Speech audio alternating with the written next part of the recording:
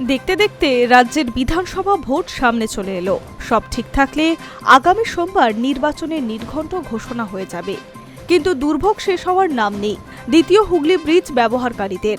কারণ সেতুতে সংস্কারের কাজ চলার জন্য আগামী রবিবারও তা বন্ধ থাকবে 12 ঘন্টার জন্য। শুক্রবার এক বিজ্ঞপ্তি প্রকাশ করে জানানো হয়েছে, দ্বিতীয় হুগলি ব্রিজ রবিবার 12 ঘন্টার জন্য সম্পূর্ণ বন্ধ রাখা হবে। মেরামতি ও সংস্কারের কাজের জন্য 15 মার্চ সকাল 6টা থেকে সন্ধ্যা 6টা পর্যন্ত এই সেতুতে সমস্ত ধরনের যান চলাচল বন্ধ থাকবে।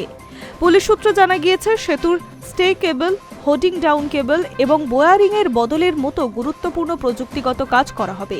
সেই কারণেই এই সময়ের মধ্যে সেতু এবং তার সঙ্গে যুক্ত সমস্ত র্যাম্প দিয়ে কোনো যানবাহন চলাচল করা যাবে না।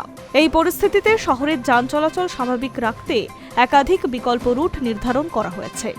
একদিকে এজেসি বোস রোড দিয়ে যারা বিদ্যাসাগর সেতুর দিকে যান তাদের স্টাফ ভিউ থেকে হেস্টিং ক্রসিং এর দিকে ঘুরিয়ে দেওয়া হবে। সেখান থেকে স্ট্যান্ড রোড হয়ে হাওড়া ব্রিজ ব্যবহার করতে বলা হয়েছে। একইভাবে খিদিরপুর রোড এবং অন্যান্য সংযোগকারী রাস্তা থেকে বিদ্যাসাগর সেতুর দিকে আসা গাড়িগুলিকে হেস্টিংস ক্রসিং থেকে ঘুরিয়ে দেওয়া হবে। এছাড়া খিদিরপুরের দিক থেকে সেতুর দিকে আসা যানবাহনগুলিকেও বিকল্প পথে চালিত করা হবে বলে জানিয়েছে ট্রাফিক পুলিশ। প্রয়োজন অনুযায়ী শহরের অন্যান্য প্রধান সড়ক দিয়েও যানবাহন ঘুরিয়ে দেওয়া হবে। প্রতি রবিবার সেতু বন্ধ রাখার সমস্যায় পড়েছে বহু মানুষ। যাত্রীদের একাংশের বক্তব্য, রবিবার মানেই যে কাজ নেই এমনটা নয়। অনেকেরই বেসরকারি চাকরি, কেউ কেউ সাপ্তাহিক ছুটির দিন কাজে বের হন, আবার কারো চিকিৎসার প্রয়োজন হয়, আবার কেউ বাজার, ব্যক্তিগত জরুরি কাজ করতে যান। সেতু বন্ধ থাকায় বাধ্য হয়ে হাওড়া ব্রিজ বা অন্য দীর্ঘ পথ ঘুরতে হচ্ছে। সকলেরই একটাই প্রশ্ন, আর কতদিন এইভাবে ভোগান্তি চলবে? প্রায় 2.5 বছর ধরে এই বিদ্যাসাগর সেতুর কাজ চলছে।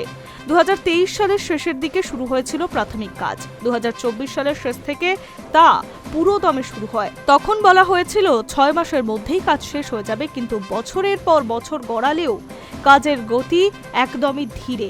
এমনটাই অভিযোগ সাধারণ মানুষের। Hi News network.